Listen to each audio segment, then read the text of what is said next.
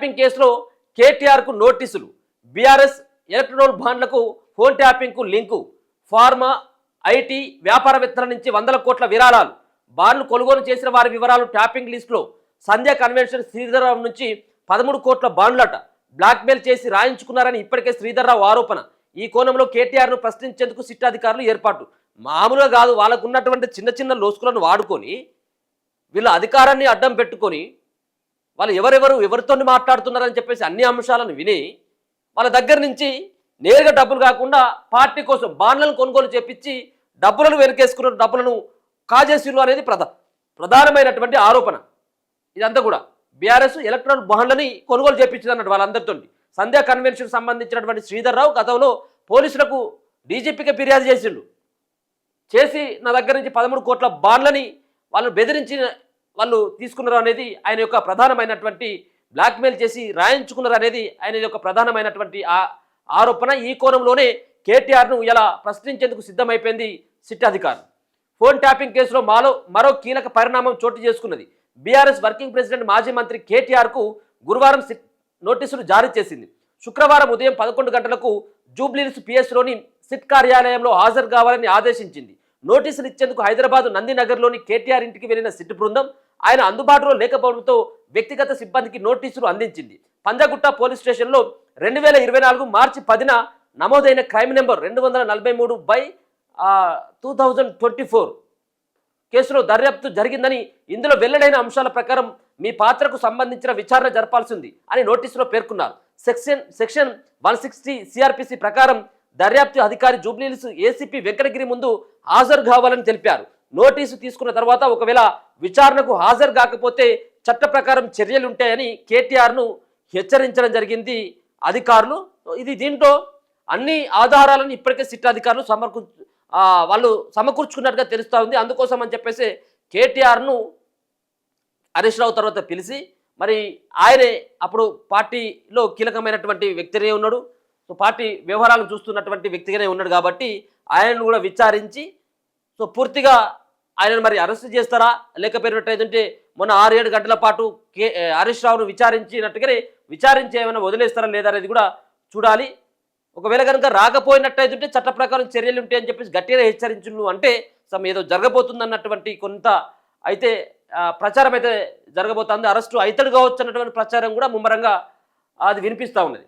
ఇక phone tapping లొట్టపీస్ case నేను ఏ తప్పు చేయలేదు, బరాబరు విచారణకు హాజరవుతా కేటీఆర్, అది సిట్ కాదు డైలీ సీరియల్ అని ఆయన ఎద్దేవా చేస్తూ ఉన్నాడు. నోటీసులు ఇచ్చిన ఈ నోటీస్ గతంలో మనం చూడడం జరిగింది. ఎన్నిసార్లు ఆయనకు కూడా తెలుసు దీంట్లో తప్పు చేసినామన్నటువంటి అది కూడా ఆయనకు తెలుసు.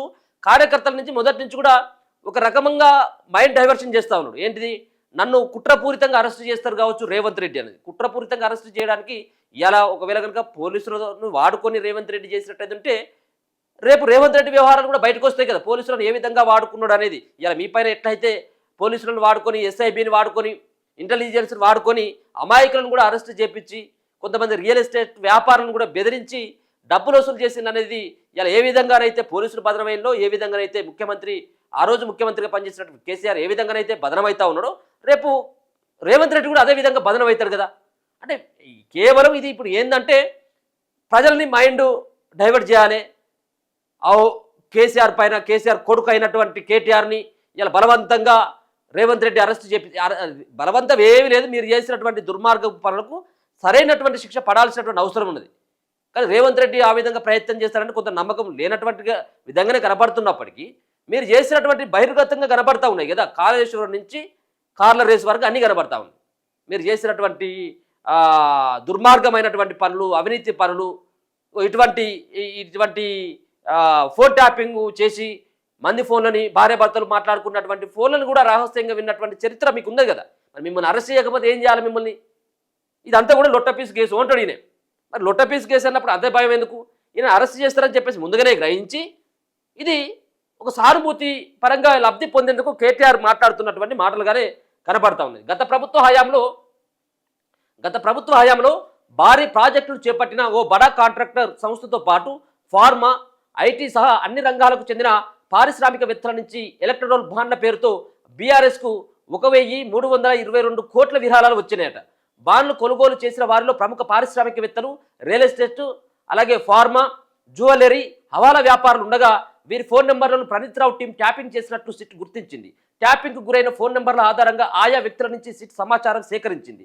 కాగా విరాళాల రూపంలో ఎలక్ట్రల్ బాండ్లు సేకరించడంలో బీఆర్ఎస్ పార్టీ బ్లాక్మెయిలింగ్, బెదిరింపులకు పాల్పడినట్లు పలువురు వెల్లడించినట్లు తెలిసింది. ఇంకా ఎలక్ట్రల్ బాండ్ల విషయంలో ఏంది వీళ్ళకు, వాళ్ళంతా కూడా ఏవైనా వ్యాపారం చేసుకోవచ్చు, ఏ విధంగా ఇల్లీగల్గా ఏదైనా చేసుకోవచ్చు, వాళ్ళను ఏదో రకంగా పార్టీకి లబ్ధి చేకూర్చుకునేటువంటి విధంగా ఎలక్ట్రల్ బాండ్లని కొనుగోలు చేయించుకున్నారు. నేరుగా వీళ్ళకి పైసలు ఇవ్వకుండా ఇంకేం చేయకుండా రేపు ఏమైనా ఇట్లాంటివి వస్తాయి కావచ్చు అన్నటువంటి ఆలోచనతోటి వాళ్ళు బీఆర్ఎస్ పార్టీలు ఏం చేశారు, ఎలక్ట్రల్ బాండ్లని కొనుగోలు చేయించారు, బ్లాక్మెయిల్ చేయించి. ఇది ప్రతి పార్టీ కూడా ఇదే రకమైనటువంటి అవలంబిస్తూ ఉంటుంది. ఏ పార్టీ అధికారంలో ఉంటే పార్టీ ఎలక్ట్రల్ బాండ్లని కొనుగోలు చేయించేటువంటి ప్రయత్నం చేస్తూ ఉంటుంది. ఎందుకంటే ఇది కొంత లీగల్గా ఉంటుంది అనేది.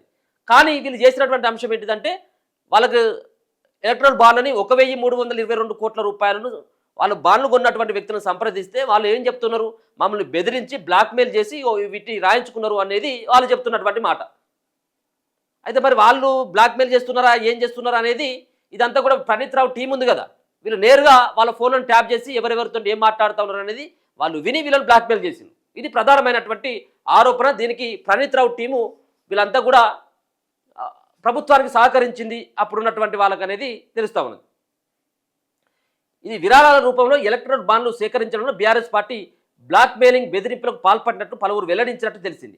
బాధితుల సాక్షుల వాంగ్మూలాల ఆధారంగానే బీఆర్ఎస్ వర్కింగ్ ప్రెసిడెంట్గా ఉన్న కేటీఆర్ను సిట్ అధికారులు విచారణకు పిలిచినట్లు సమాచారం. దీని ఆధారంగానే ఈయనను పిలుస్తా ఉన్నారట. కీలకంగా సంధ్యా కన్వెన్షన్ శ్రీధర్రావు వాంగ్మూలం. ఈ వ్యవహారంలో ప్రధానంగా సంధ్యా కన్వెన్షన్ శ్రీధర్రావు వాంగ్మూలం కీలకంగా మారినట్టు తెలిసింది. పెట్రోల్ బంక్ వివాదంలో బీఆర్ఎస్ నాయకులు సూచించిన విధంగా వీఐపీలు, వ్యాపారవేత్తలకు సంబంధించిన సివిల్ వివాదాలను సెటిల్మెంట్ చేశారు. ఇందులో భాగంగా రియల్టర్ సంధ్యా కన్వెన్షన్ ఎండి శ్రీధర్రావుపై అక్రమ కేసులు బనాయించారు.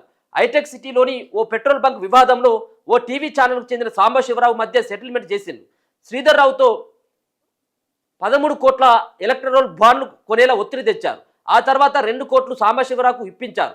ఈ క్రమంలో ఎస్ఐబి చీఫ్ ప్రభాకర్ రావు బంధువైన రవీందర్రావు, శ్రీధర్రావు మధ్య కూడా సెటిల్మెంట్ జరిగినట్లు తెలిసింది. ఇదంతా ఫోన్ ట్యాపింగ్ ద్వారానే జరిగినట్లు శ్రీధర్రావు ఇప్పటికే సిట్కు ఆయన స్టేట్మెంట్ కూడా ఇచ్చిండు. ఇదంతా కూడా ఒక దుర్మార్గమైనటువంటి చర్య. ఇదంతా కూడా లాస్ట్కు కోర్టుకు సంబంధించినటువంటి జడ్జిల ఫోన్ను కూడా విన్నారు వీళ్ళంతా కూడా. ఫోన్ ట్యాపింగ్, లొట్టపీస్ కేసు. నిన్న ఈయన మాట్లాడుకుంటూ లొట్టపీస్ కేసు నోటీస్ వచ్చిన తర్వాత అని అంటా ఉన్నాడు. నేను ఏ తప్పు చేయలేదు, బరాబరు విచారణకు హాజరవుతా, అది సిట్ కాదు డైలీ సీరియల్ అని ఆయన ఎద్దవ చేస్తా ఉన్నాడు.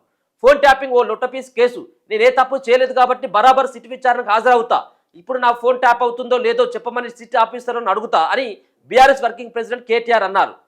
ఇప్పుడు ఈయన చేసినటువంటి తప్పులు అన్నీ కూడా అది పక్కకు పోయినాయి. ఇక ఈయన ఫోన్ ట్యాప్ అయిందా లేదా అనేది ఇప్పుడు ఈయన సిట్ అధికారులను బయటకు వచ్చిన తర్వాత సిట్ అధికారులకు నేనే క్వశ్చన్లు వేసిన, నా ప్రశ్నలకే వాళ్ళు తికమకగా పడ్డరు, వాళ్ళంతా కూడా గందరగోళానికి గురైపోయినారు అని సిట్ అధికారులనే ఈయన ప్రశ్నించినట్టుగా బయటకు వచ్చి మళ్ళీ ఇలా సాయంత్రం కాలం చెప్తాడు. ఈయనే ఏది లేదు, సిట్ లేదు, లొట్టపీస్ లేదు, ఏది లేదు, పోయిన్ను కూకోబెట్టిన్ను, అక్కడి నుంచి రేవంత్ రెడ్డి ఏం చెప్తే వాళ్ళు అది అడుగుతా ఉన్నారు బయటకు వచ్చి అనేది. ఇది మాత్రమే ఆయన మళ్ళీ స్టేట్మెంట్ ఇస్తాడు సాయంత్రం కాలం. చూడండి, ఒకవేళ బయటకు వస్తే. మున్సిపల్ ఎన్నికల సన్నద్ధపై గురువారం సిరిసిల్లలో కార్యకర్తలతో కేటీఆర్ సమావేశమైంది. అనంతరం మీడియాతో ఆయన మాట్లాడారు. రేవంత్ రెడ్డి సిట్ అంటే సిట్, స్టాండ్ అంటే స్టాండ్ అన్నట్టు సిట్ పనిచేస్తుంది అని, అది సిట్ కాదు, ఫిట్ కాదు, డైలీ సీరియల్లో ఉన్నది. రేవంత్ రెడ్డికి పరిపాలన చేతగాక ఇచ్చిన హామీలు నిలబెట్టుకుని తెలివిలేక ఏదో ఒక రూపంలో అటెన్షన్ డైవర్షన్ గేమ్స్ ఆడాలని సిట్ పేరుతో టైంపాస్ చేస్తున్నాడు అని విమర్శించారు. భూములు కబ్జా చేస్తున్న మంత్రి పొంగులేటి శ్రీనివాసరెడ్డి, బొగ్గు కుంభకోణంలోకి పాల్పడుతున్న రేవంత్ రెడ్డి బావమర్ది సుజన్ రెడ్డిపై సిట్ విచారణ జరపాలని కేటీఆర్ డిమాండ్ చేశారు. రాష్ట్ర ప్రభుత్వం కోరితే బొగ్గు కుంభకోణంపై విచారణ చేస్తామని కేంద్ర మంత్రి కిషన్ రెడ్డి అనడం హాస్యాస్పదంగా ఉందన్నారు. ఆయన మాటలు దొంగతనం జరిగిందని దొంగే ఫిర్యాదు చేయాలన్నట్టు ఉన్నదని పేర్కొన్నారు. మంత్రులు కోమటిరెడ్డి వెంకటరెడ్డి, ఉత్తమ్ కుమార్ రెడ్డి ఫోన్లు ట్యాప్ అవుతున్నట్టు వార్తలు వచ్చినా ఇంతవరకు ప్రభుత్వం ఖండించలేదన్నారు. ఫోన్ ట్యాపింగ్ అనేది గూఢాచార వ్యవస్థలో భాగమని, శాంతి భద్రతల పరిరక్షణ, ప్రభుత్వాలను అస్థిరపరిచే కుట్రలుగా గుర్తించి ప్రభుత్వాలను కాపాడుకోవడం కోసం చట్టబద్ధంగా పోలీసు ఫోన్లు ట్యాప్ చేస్తున్నారన్నారు. మరి ఇప్పుడు ఇందులో రాజకీయ నాయకుల పాత్ర ఉండదని స్పష్టం చేశారు. ఇలా రాజకీయ నాయకుల ప్రయోజనం లేకపోయినట్టయితుంటే ఇప్పుడు ఎవరెవరి ఫోన్లు ట్యాప్ అయినాయి? రేవంత్ రెడ్డి ఫోన్ ట్యాప్ అయిపోయింది. రేవంత్ రెడ్డి ఫోన్ ట్యాప్ చేసిండు, మహేష్ కుమార్ ఫోన్ ట్యాప్ చేసిండు, బండి సంజయ్ ఫోన్ ట్యాప్ చేసిండు, రఘునందన్ రావు ఫోన్ ట్యాప్ చేసిండు, జడ్జిల ఫోను ట్యాప్ చేసిండ్రు. అంతెందుకు మీ చెల్లె అయినటువంటి కవిత ఫోను, అలాగే మీ బావ అయినటువంటి అనిల్ ఫోన్, వాళ్ళ ఫోన్ కూడా ట్యాప్ చేసిండ్రు. మీరే అంటా ఉన్నారు కదా, ఎవరిది? ఉగ్రవాదులకి, దేశ భద్రతకి భంగం కలిగించేటువంటి విధంగా ఎవరైతే వాళ్ళ యొక్క కార్యాచరణ కానీ వాళ్ళ యొక్క వాళ్ళ వాళ్ళ అడుగుజాడలను తెలుసుకునేందుకు ఫోన్ ట్యాప్ చేయొచ్చు, దాంట్లో మా పాత్ర ఏముంటుందని మాట్లాడుతూ ఉన్నారు. మరి వీళ్ళు ఉగ్రవాదులు కాదే, టెర్రరిస్టులు అంతకంటే కాదే? ఇప్పుడు నేను చెప్పినటువంటి పేర్లు ఉన్నటువంటి రేవంత్ రెడ్డి కానీ, మహేష్ కుమార్ గౌడ్ కానీ, రఘునందన్ రావు కానీ, బండి సంజయ్ కానీ, తిన్మార్ మల్లన్న కానీ, జర్నలిస్టులు కానీ, వీళ్ళంతా టెర్రరిస్టులు, మావోయిస్టు, ఇంకా వేరే వాళ్ళు అయితే ఎవరైతే కాదు కదా. మరి వాళ్ళ ఫోన్లను ట్యాప్ చేయాల్సిన అవసరం పోలీసులకు ఎందుకు వచ్చింది? మీరు చిట్టీలు పంపించి ఫోన్ నెంబర్ రాసి పంపిస్తే మీకు అనుకూలంగా వాళ్ళు ఫోన్లు, మీరు చెప్పినటువంటి పేర్లు, మీరు ఇచ్చినటువంటి నెంబర్లను ట్యాప్ చేసి మీకు అనుకూలంగా మార్చుకునేందుకు ప్రయత్నం చేసింది తప్పించి, ఇలా నువ్వు చెప్పేది నువ్వు ఏదో తప్పించుకునేందుకు మాత్రమే మాట్లాడుతున్నటువంటి మాటలు కనపడతా ఉన్నాయి. కానీ మీరే అంటా ఉన్నారు కదా, ఏమని? వాళ్ళు ఏమైనా గూఢచర వ్యవస్థలో భాగంగా ఉన్నటువంటి వాళ్ళని ట్యాప్ చేయొచ్చు అని. మరి వీళ్ళందరూ ఎవరు? వీళ్ళు జర్నలిస్టులు, వాళ్ళు ఉగ్రవాదులు, తీవ్రవాదులు కాదు. పొలిటికల్ వాళ్ళు, రియల్ ఎస్టేట్ వ్యాపారులు, బంగారం షాప్ వాళ్ళు, రియల్ ఎస్టేట్ వ్యాపారిని అన్నీ కూడా ఫోన్లను ట్యాప్ చేసి ఇలా మాకేం సంబంధం లేదు, పోలీసు వాళ్ళు చేసిండ్రు అని వాళ్ళ మీద నిందేసేటువంటి ఒక ప్రయత్నం చేస్తా ఉన్నాం. ఇందులో రాజకీయ నాయకుల పాత్ర ఉండదని స్పష్టం చేసినట. ఫోన్ ట్యాపింగ్ నిజమైతే గతంలో ఇంటెలిజెన్స్ ఐజీగా పనిచేసిన ప్రస్తుత డీజీపీ శివధర్ రెడ్డి, గతంలో డీజీపీలుగా పనిచేసిన మహేందర్ రెడ్డి, జితేందర్ను సిట్ విచారణకు పిలవాలని ఆయన డిమాండ్. గత వాళ్ళని ఇరికిస్తున్నాడు అన్నట్టు. ఇప్పుడు వాళ్ళని ఇరికించాలి. ఇప్పుడు మీ ప్రమేయం లేకుండా పోలీసు వాళ్ళు పనిచేసేటువంటి పరిస్థితుల్లో ఉన్నారా ఆ రోజులలో? ఎవరైనా మీ మాటను ఎదిరించేటువంటి వాళ్ళు ఉన్నారా ఆ రోజులలో? ఎవరు కూడా ఎదిరిస్తే కథమేనే, వాళ్ళ పైన కేసులు, లేకపోతే అవసరమైనటువంటి మర్డర్లు చేసేటువంటి ఒక సంస్కృతికి తెరలేపింది కదా బీఆర్ఎస్ పార్టీ ఆ 10 సంవత్సరాల కాలంలో. పోలీసులను ఉపయోగించుకొని, ఎస్ఐబిని ఉపయోగించుకొని, ఇంటెలిజెన్స్ను ఉపయోగించుకొని, ఇట్లా మీకు కావలసినటువంటి విధంగా మీకు అనుకూలంగా మలుచుకున్నటువంటి ప్రయత్నం చేసింది వీళ్ళంతా కూడా. ఇవాళేమో మాకేం సంబంధం లేదు, వాళ్ళు చేసిన ఓటరు ఈయనే. ఇలా ఏం జరగబోతుందో చూడాలి. ఆయన 11 గంటలకు హాజరు కావాలని చెప్పేసి నోటీసులలో స్పష్టంగా పేర్కొనడం జరిగింది. ఆయన కూడా పోతారని చెప్పేసి అంటా ఉన్నాడు. చూడాలి ఆయన ఎన్ని గంటల వరకు విచారిస్తారు, ఆయన ఏం సమాధానం చెప్తారని.